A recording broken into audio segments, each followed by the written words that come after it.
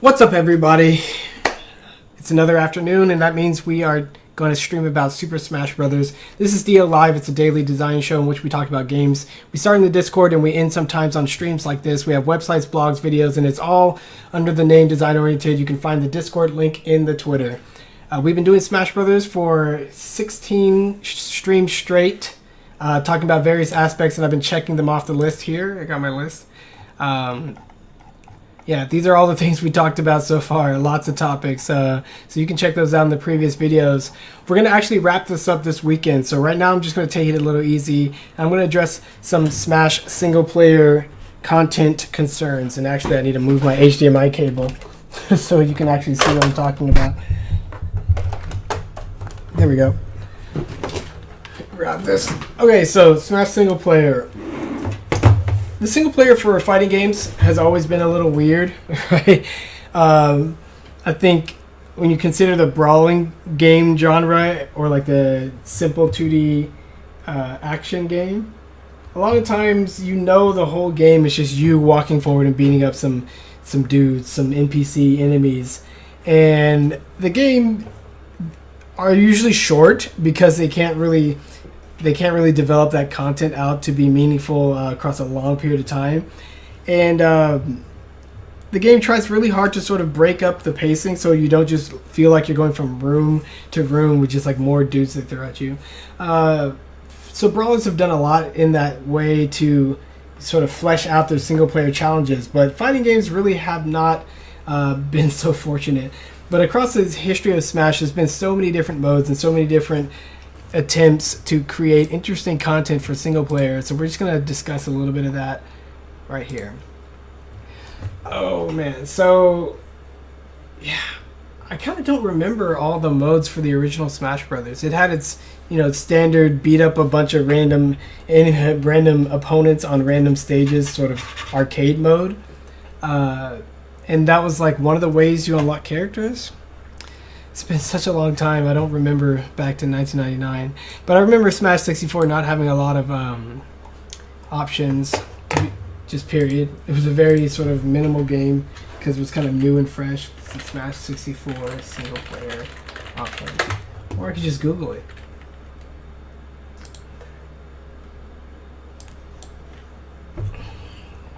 And we can just take a look at this together. Why not? Let me do this. And drag this over here. It's too big. Yeah, modes for Super Smash Brothers, one player versus options data. Wow. Modes for Melee, one player versus trophy, options data, action replay. Modes for Brawl, solo, group, there's no Wi-Fi, vault. And then single player, multiplayer, online vault for Smash 4. And then for 5. No, this is for Smash for Wii U, yeah.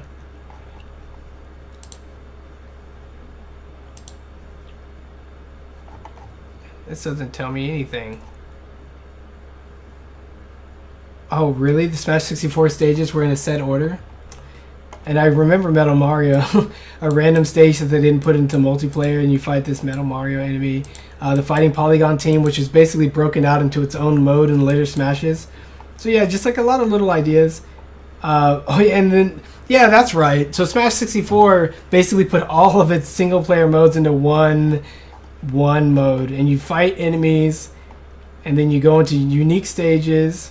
You fight a team of Kirby's, and then you fight Metal Mario, which is kind of like the custom Melee, custom Smash mode. You fight a Polygon team, which is multi-man Melee, and you fight Master Hand for the final stage. And then the bonus stages for playing are break the targets and board the platforms, and the race to the finish. It's so funny. And then you get these cool picture victory screens, which I always liked. I always liked those.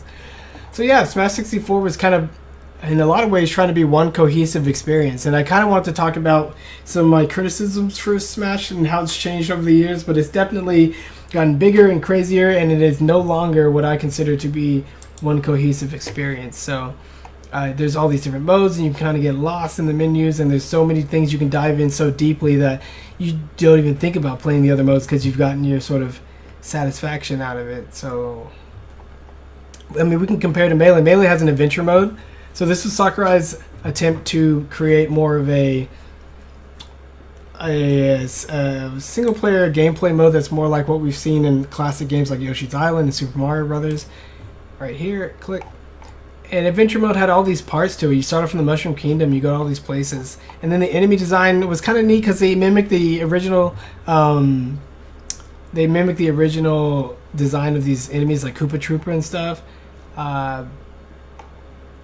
All these difficulty levels just change the knockback you give and the knockback you take, right? So you can make it really easy to knock them out and you're harder to knock out, but then it flops on you when you go into the hardest mode. It's just a simple way that they made difficulty, and I guess that's why they put this feature into multiplayer. They give you the ability to adjust your damage ratio because they had it for the game. But yeah, they even did things like a randomized maze, and in one of these cells here was the goal, and you had to just navigate around this to find it. But if you got to think about what the grand idea is for some of these modes, like this was super ambitious. Like consider, instead of like Adventure Mode, yeah, it was fun. Okay, it was definitely more fun than just playing your standard arcade mode where you fight dudes in a room and it just randomizes junk. Like having platforming challenges like this. Just think if this were like a decent Metroidvania or a decent 2D action game, then getting to these levels you could practically speed run this stuff, or you could practically like dig deep and play it like it had a lot of depth to it. But a lot of times the enemies were easy to ignore. You ran past it, and then a lot of times the little 1v1 fights that you break out into, which I don't know if you can see it, let me draw on the screen again. 1v1 fights, you do one here, here, here, potentially here. So every time you look into one of these rooms for the Triforce, it could be about a battle, right? And this one has an interesting platform sense. I didn't realize it's like inverted battlefield right here, or it's like a little crazy angry face, right? This one has its random platform in the middle, it looks like. This is your normal battlefield setup. And they lock you in the rooms and when you fight, so you can't just run away. But if you just double jump through the room and you see that the Triforce isn't in there, you can just skip it. So that's kind of funny.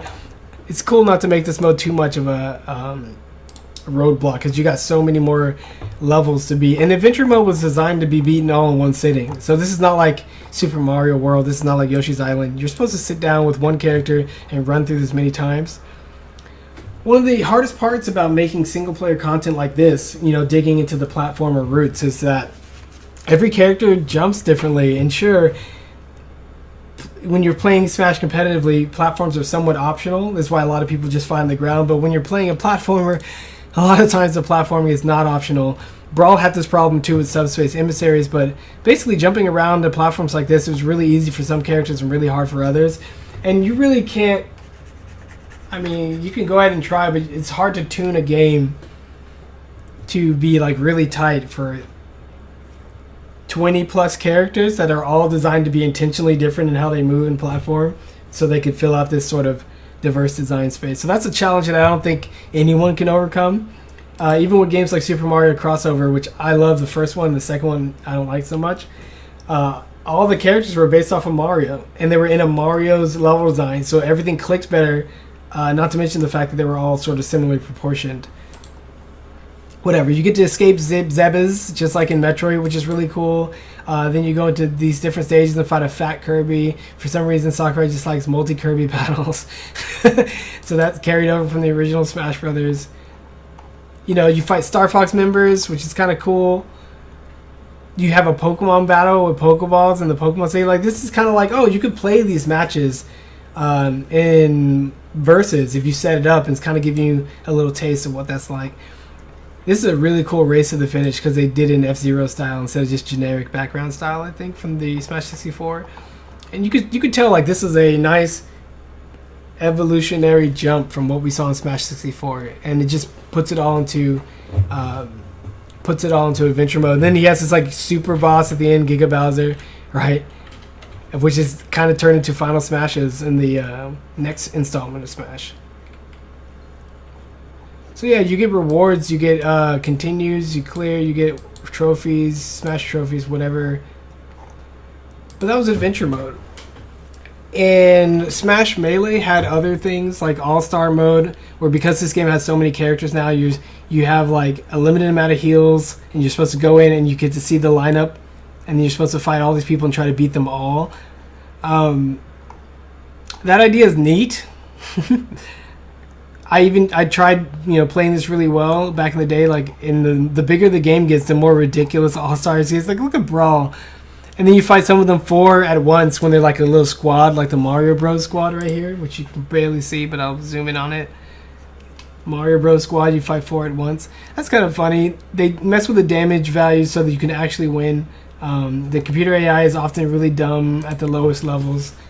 So the value of these modes as sort of a creative reprieve from normal Smash is decent, but I feel like the gameplay, like the actual quality gameplay experience, especially compared to Smash, for all these modes, it's just so low. Or not all these modes, actually. We're going to actually look at a few really stellar modes. Actually, we'll just finish the comparison.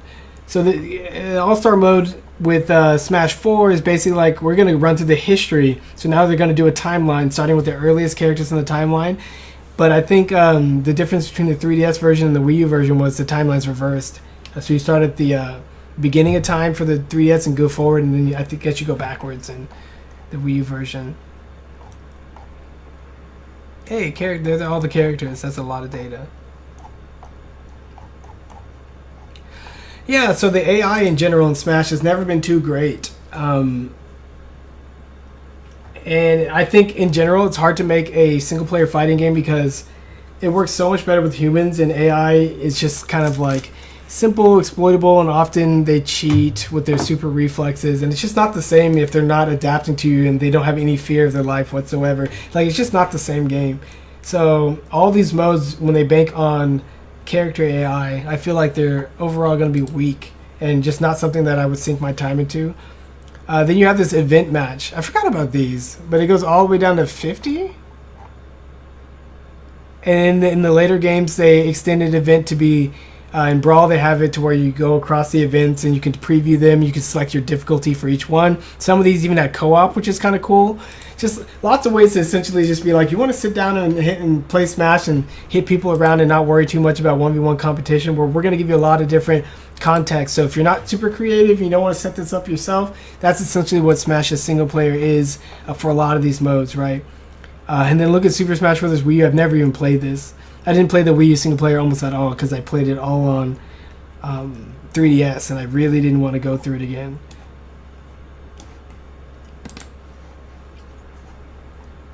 So back to Melee. So Stadium. Here's where the people still do the Stadium contest today, and that's really neat. And the fact that they had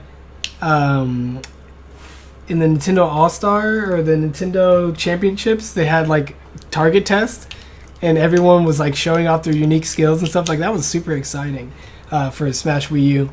But it's the same basic idea here. You have your target test, which everyone talks about Melee's target test, and this is the reason why. Look at this. Look at this beauty. This is a stage that basically recreated Ice Climbers with moving platforms and everything, and then you're supposed to hop around and kill the targets instead of like hitting enemies, but it's a target test. You're supposed to do this as quickly as possible with Ice Climbers. That is super creative.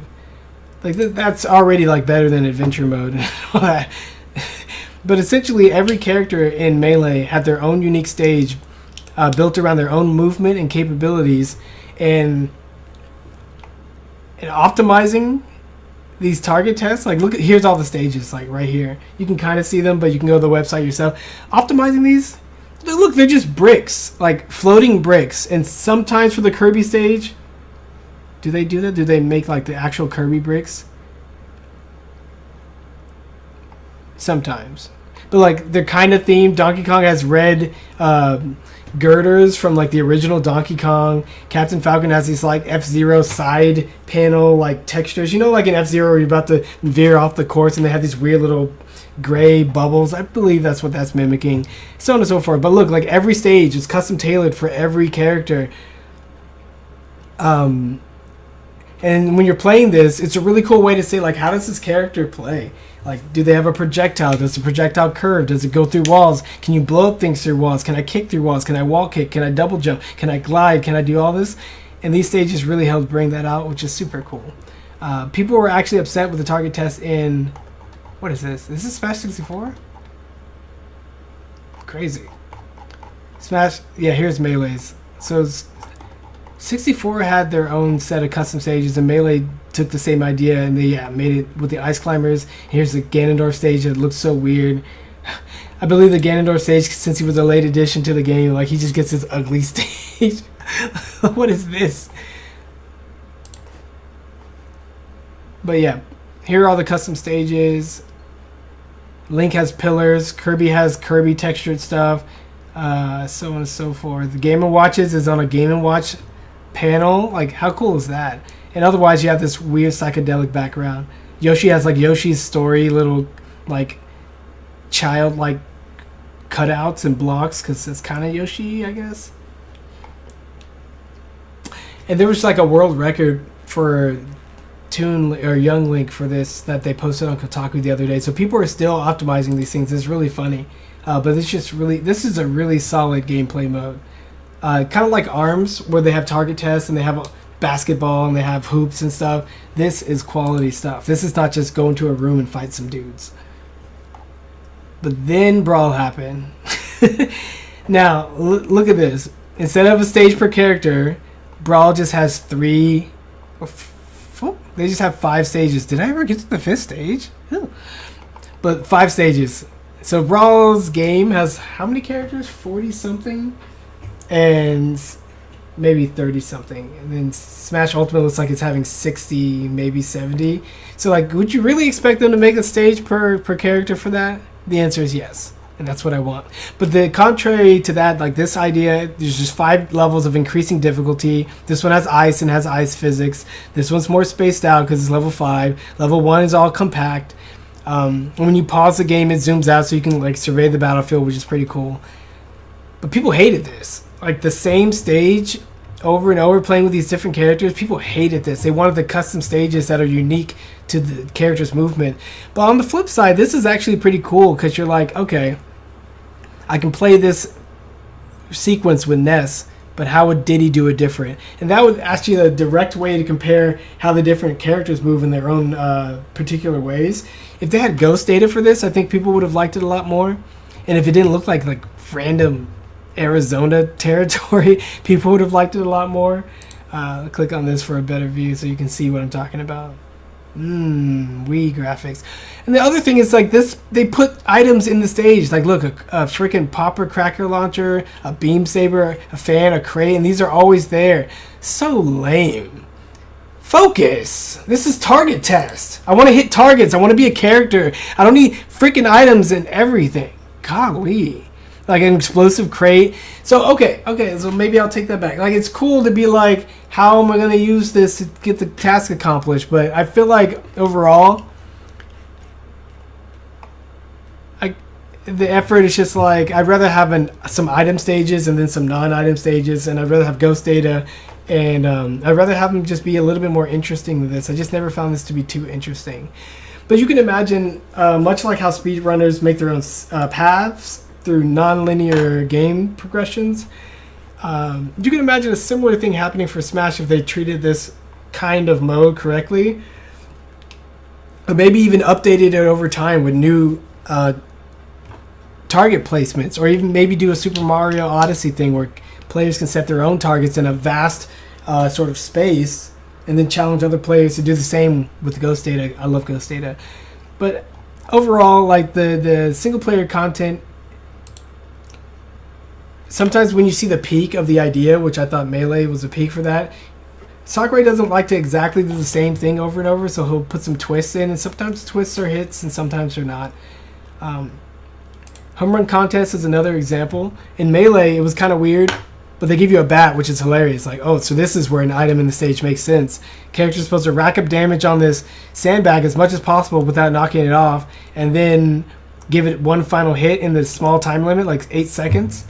But the thing is, Melee's was not good. Every hits and Smash sent things out. They sent things away. And sure, you can be careful to not knock it off the platform. That still feels very unsmash-like. Like, you have to pay too much attention and be too careful. And then they have the whole bat drop technique with Melee. And you're like, now every character's optimal run is basically a series of neutral bat drops in which they neutral drop the bat and then spike it so it stays in place and repeat over and over. I mean, do I really need to show you a video of that? Because I'll see what I can do. Smash Melee. Home run. High scores. And maybe we'll get a video that's like a compilation.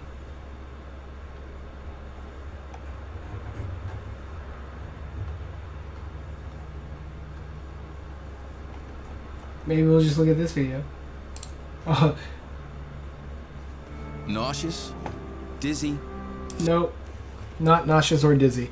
So, what Brawl did was really cool, though. So, you're like, okay, we need to let players play more naturally. So, what they did was freaking put glass on the sides of it. But this is a... Oh, wow.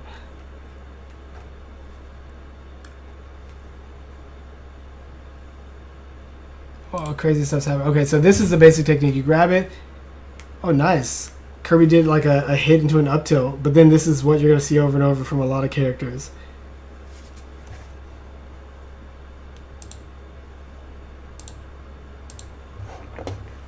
Get it? You have some kind of starter, and then... Oh, well, Toon Link's going crazy. Yeah. That was crazy. Oh, wow.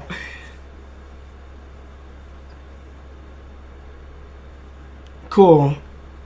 I'm glad to see that it's a lot more varied than neutral bat hit over and over and over and over. Because you'd never want such a sort of repeatable universal strategy to be the best. But look how careful they have to be to not knock the thing off the platform.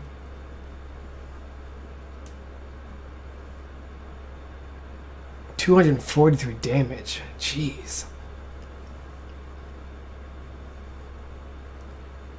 See, basically the same thing. You're like, oh, they're just using the neutral bat drop. So what Brawl did was they put glass sides on the left and right of the little chamber that you start in, so that you can actually hit the bag like you would in a normal match, like hit it left, right, around, and the glass can break if it gets hit too much. You can't just do whatever you want, but it's a lot more intuitive to normal playstyle to start with a glass side. And actually, a neat idea. I always thought that if nobody wanted to play walk-off sides in Smash Brothers for the stages with walk-offs, they should put glass in the stages so that, you know, a simple grab forward throw on the side of the stage is not going to kill a whole stock. But if you're at high damage, you could be punched through the glass or whatever. Almost like Shadow Moses, where you destroy the sides and it becomes walk-offs. Shadow Moses, what a crazy stage. So, and Brawl also added co-op, which is cool. There's a shield, there's glass around the platform that prevents the sandbag from being knocked out. Bat drops are generally more difficult to do because of A and C stick grab items. Knocking the sandbag off the left platform will automatically result in no distance. Yeah, you saw Melee, they were knocking it left and right and it was bouncing back like crazy. They took that out for whatever reason. And then they kept the home run contest. Luigi's missile can never misfire in the home run contest? Wow, they just made it to where, like, we don't want you to fish for random. That's interesting. And Judgment's always 6. Man, somebody went in and just fixed the randomness for that. That's crazy. You can play home run contests with 4 players? Right. Oh, taking turns. Psh. Well, once again, more twists on the same formula. Take it or leave it.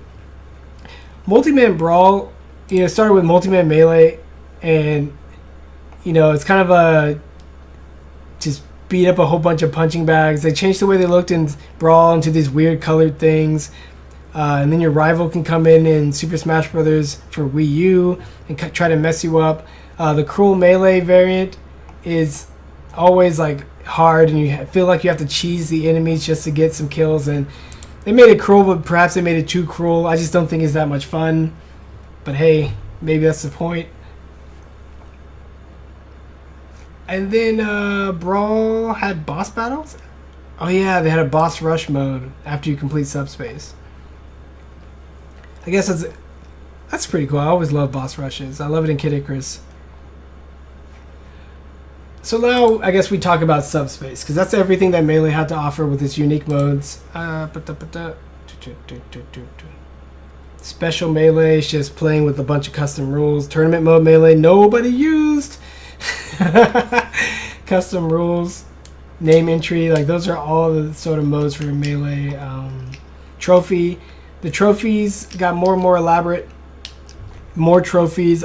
Like when Melee came out and you got to see for the first time a lot of your favorite characters modeled in full 3D, and not just model, like these models are excellent. Whoever did all the models for Melee, like geez, you guys did a really good job, especially for something that's not even going to be used in the actual gameplay. Like it's a ton of detail. So that's super cool. I love the trophies in Melee, and every trophy system since I'm just like, they're just trophies. Like I really wish. I mean, there have been other ways for the games to try to pay homage to their history. We'll talk about that in a second. In Melee had snapshots, but you had to go into a special snapshot mode instead of just being able to pause and take a picture at any time. Huge mistake, but they fixed that in later versions of Smash. And then records. I love the fact that this game has records. The game I'm working on right now, I put a records page in, and I use the word records because Smash Brothers uses records. I love it. So Brawl comes around and adds a lot of the same stuff, which we already talked about, but then they talk about Subspace Emissary. And this mode was very exciting before Brawl came out.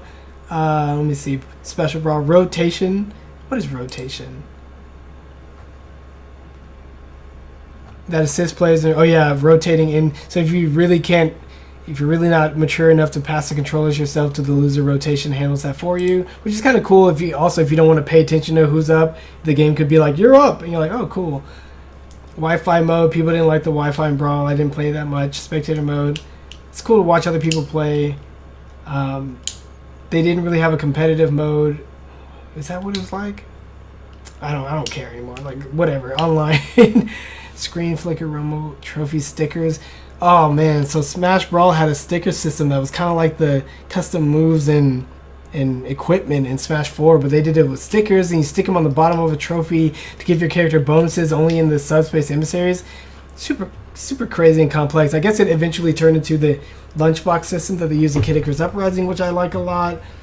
Brawl was the first one to come with a stage builder, and I like the stage builder better than the Wii U one. Just like dropping in pieces and building it together, I like that better than drawing. I only use this a little bit, and I use the Wii one even less because I'm here to play Smash, but, I don't know. There's some really hilarious stuff that came out of that, though. Let me see if I can find another video for you. There's a mode called Smash Brawl Gauntlet.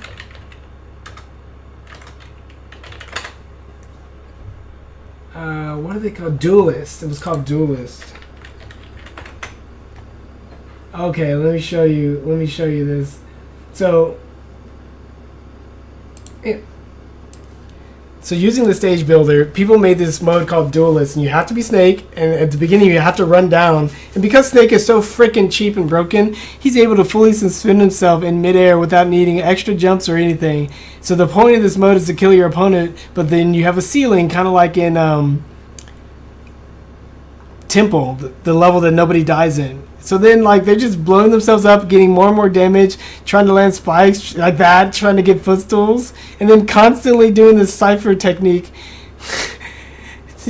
to keep themselves floating, and then they duel for 3 stock. And there's so many different techniques you wouldn't really believe it, but like using yourself and launching yourself and footstooling and using down B and neutral B and even side B. Yeah, you just use side B. It's kind of loose and kind of crazy, and it's kind of funny. But this is an extreme example of what Smash is all about. When they say find your own way to play, like maybe make your own mode and make your friends play it. So I always thought this was cool. It's called Duelist. So maybe that's one of the best things to come out of the level editor for Brawl. People made modes that actually use conveyor belts to funnel items all into one place and hurt them or something. They called it like a CD factory, because in Smash Brawl, to get all the music, you need to kind of like play with items, and people didn't want to play with items, but they wanted all the music. So they put in sandbags or whatever and had a whole sort of level that fed them items. So all they had to do was tap A and basically just manipulated the RNG to get them as many of what they wanted as they wanted. Thought that was also funny. And here's a drawing system in Smash Wii U. The backgrounds are always generic and, you know, not nearly as cool as actual Nintendo backgrounds. I've seen some cool Wii U stages that use these cannons, actually, and the textures are high res, which is nice. But that's pretty much it for the stage builder. We've never actually used any of it in tournament. Nothing even close.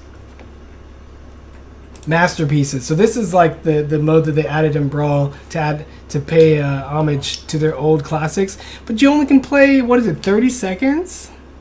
Even less? What is it? How many seconds?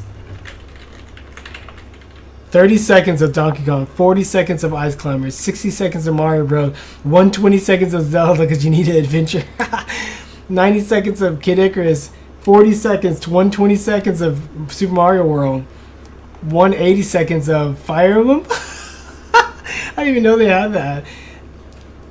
You should just think of 300 seconds of Ocarina of Time. They actually put Ocarina of Time in there. That's crazy.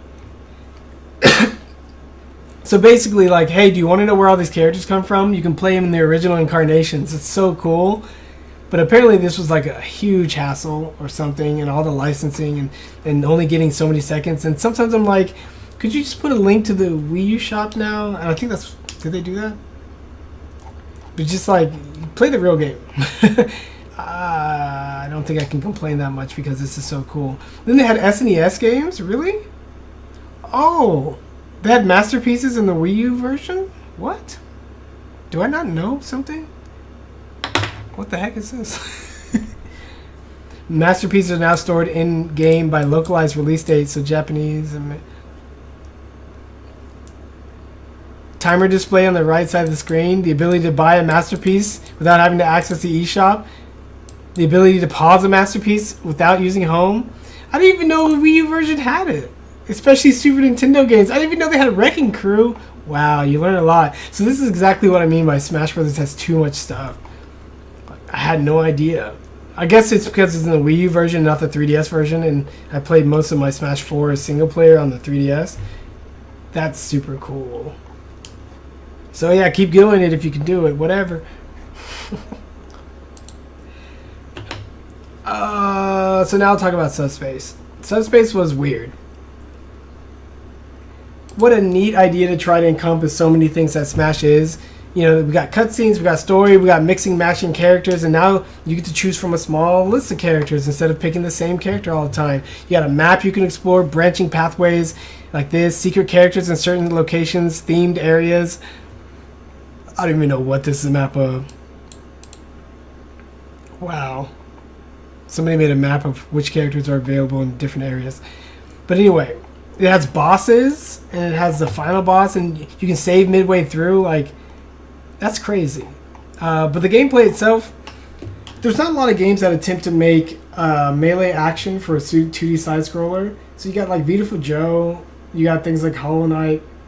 Not a lot of people do 2D action like that. Castlevania, if you really want to go there. Not really much of a platformer, Castlevania, with double jumping and stuff, but you get the picture. I guess the later ones have more double jumping. So there's always the issue of, like, do enemies hurt you on contact? What kind of attacks do they have? How do you want to make your enemies? Do you want to make them like semi-AI and kind of reacting to you? Or do you want to make them simple like Mario and just have them layered up? Subspace experimented with the simple enemies, semi-random attack patterns, pretty reactable, simple attacks, and non-contact damage for the most part. And it was kind of neat. You kind of jump around and flow and attack them. You can grab enemies and toss them. When they get enough damage to be knocked out, they bounce around the screen and ping pong and hit other enemies. So, like, it was not a bad basic system there. The weird part was, like, the platforming and the way they had to adjust the characters' recoveries to be better at platforming and make them floatier. Because Bowser just couldn't get up some of the sections. And Diddy Kong, they had to nerf his bongos because of other stuff. Like, who knows? So on higher difficulties, enemies' health goes up, enemies move and attack faster, attacks become More attacks become available to enemies. Enemies and obstacles do more damage. Some enemy hitboxes are bigger. Why would you do this? Enemies are harder to flinch. So that's another thing that's weird about melee-based single-player action games. In a fighting game, if you get the hit, you get the hit. They are full and stunned, and you get to enjoy all the benefits of that.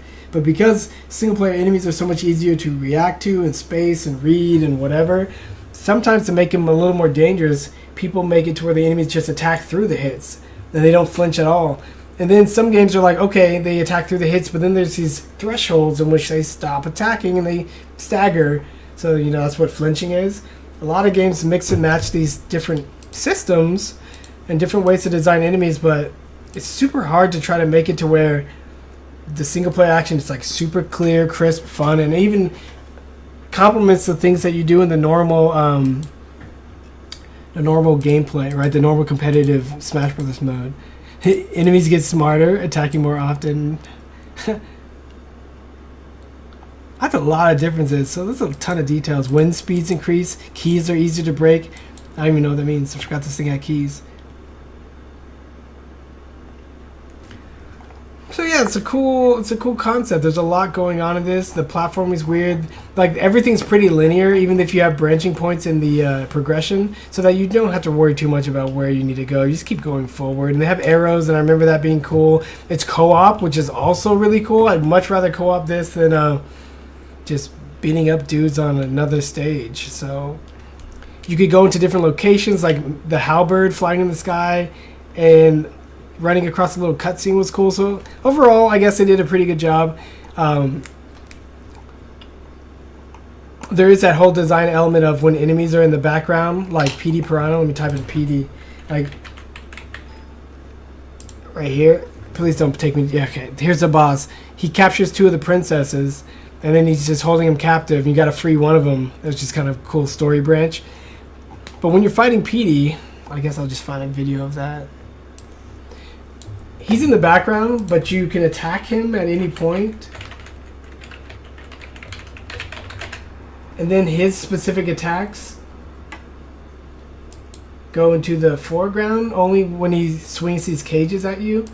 So that's kind of like, there's always these weird ambiguous aspects to large bosses in 2D side-scrolling games that it's kind of hard to manage. Like even Meat Boy with one of the worst bosses ever with that huge meat boss. His background, he would hang out in the background, you can't hit him, but when he's attacks with his fists, at least those were brighter and they're well lit. Let's start the fight. You get to pick which character, Kirby or Mario. Those are 2 of my mains, yay.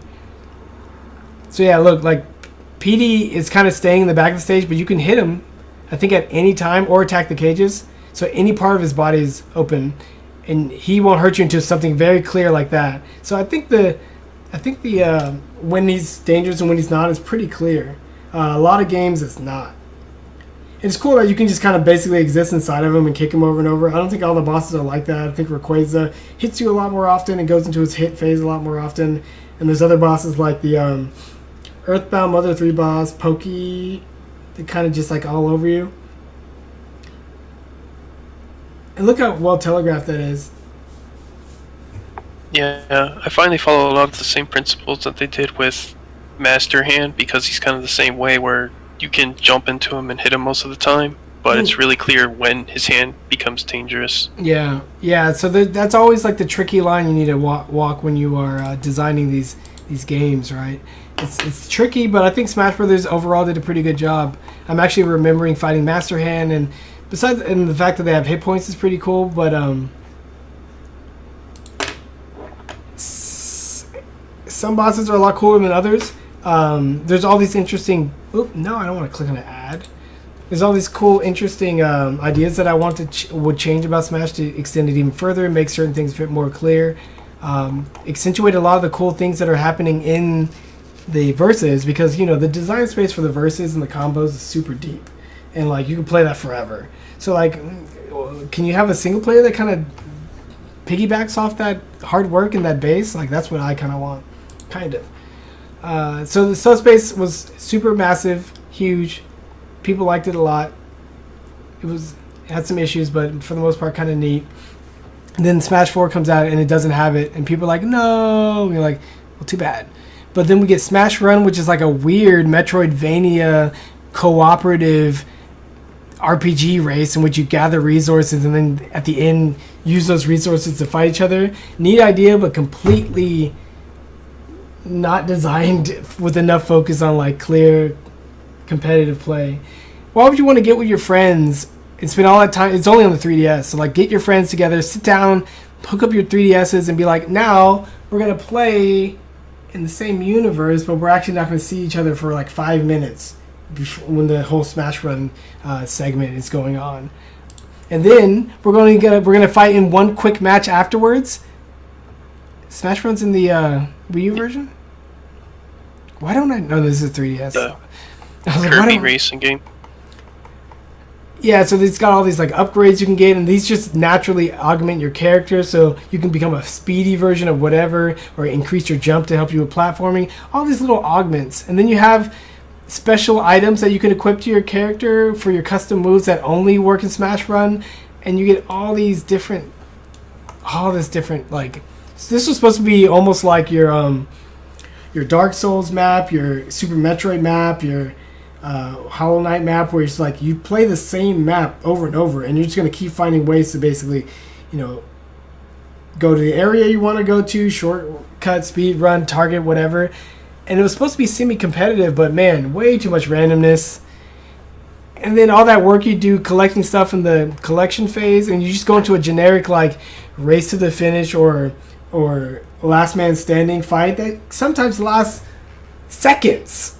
So you're like, if you were really trying to play competitively or really trying to play with your friends, you spend 5 minutes just on your own playing a single player game, kind of waiting for the timer to go down, and then you finally get to play with them in seconds and it's over. Like, that's not a good balance.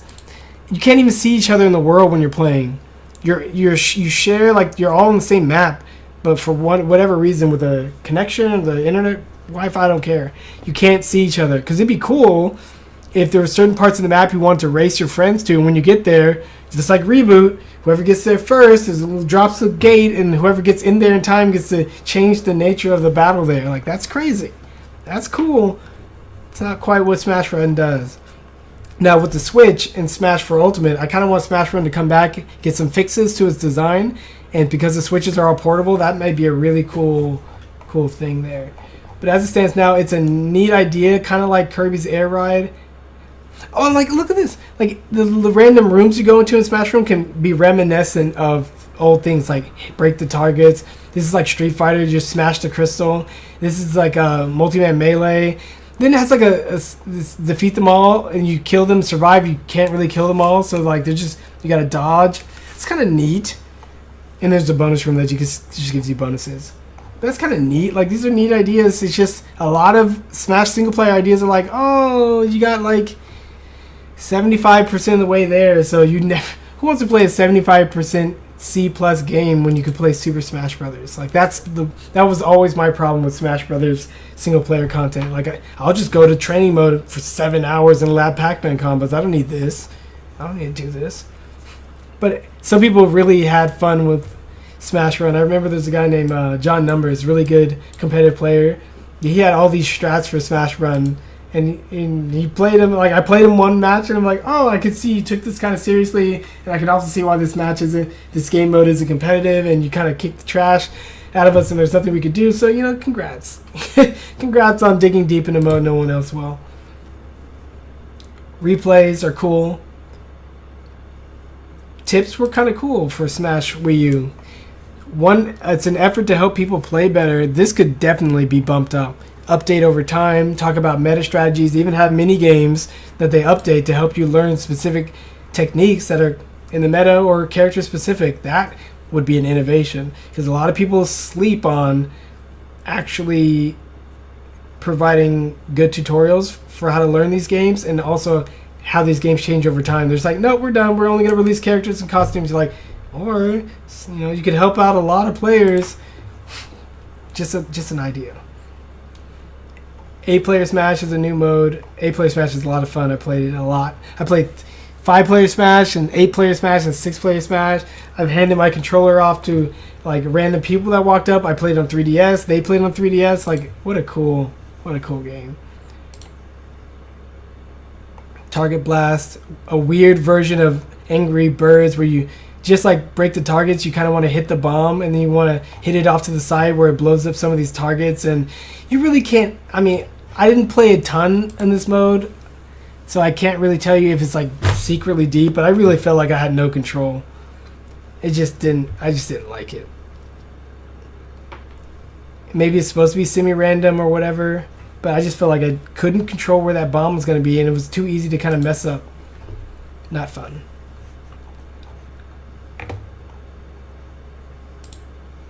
I mean, it's cool to try new things. Not fun.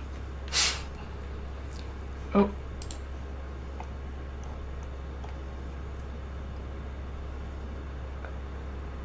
Milestones are cool. They just let you know when you've done certain things in Smash, and every Smash has had them.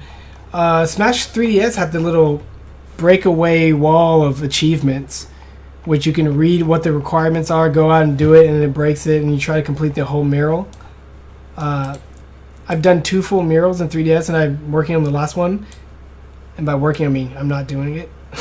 But it was fun to work at it, a little chip away at it. Except for the challenges are like not that fun a lot of the times. I feel like Kid Icarus Uprising with their achievement wall was way fun. Like beat this level in like a minute and 20 seconds. Like I gotta equip all my super speed powers, and I gotta make sure I have my strongest weapon so when I get to the boss I can annihilate him. Like that's fun.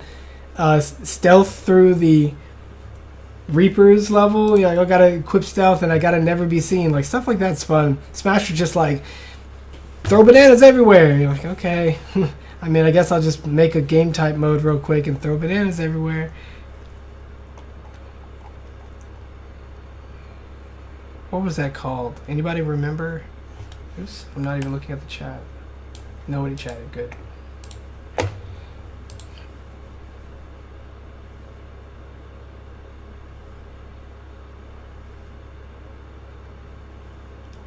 I don't even know what these features are. Oh, you could share replays online through your Smash, but it was so cumbersome. I only did it once, and I watched a friend's replay, and I can't even comment on it. Like, this is kind of weird. Street Smash. Yeah, this is something you probably don't know a lot of. A random minigame that uses Street Pass. Because, man, Sakurai's the kind of person that is super detail-oriented, and he loves to use every feature. Like, if you say you got a weird microphone in your controller, he's going to try to use it. Game controls the L and R. For Melee, he created light shielding. And like the C-Stick, it's just down there, do nothing. And why don't you make it do smash attack? So it's just easier to do it with one flick, which I love the C-Stick. There's really been nothing else like it in gaming. D-pad, throw taunt on it. Melee had 1 taunt, 3 more. 2 more for Smash Brawl. And then now everyone has a bunch of taunts. So here's another feature with Street Pass. And you kind of just do a simple like charge up and bump people off the stage game. The aggressiveness of your piece is depending on how many times you've won, I guess. I played it a little bit, but then I'd rather just play Smash. That's another problem with games like this. I played it enough, so hey, it's easy to pop it in, and when I have my 3DS in my pocket, just see which of my friends I got the Street Pass for, so nothing wrong with that.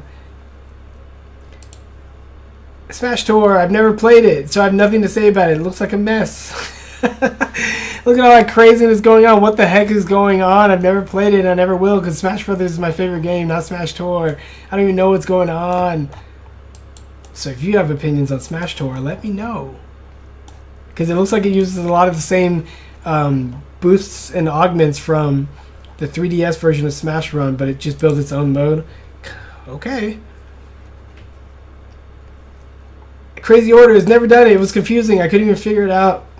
I'm assuming it's just like challenge mode, but you can take crazy orders or something, bet things, wager things. I have no idea how it works. I was so confused. Oh, I could have put more effort into it, but I didn't. Just like Master Orders, I didn't understand.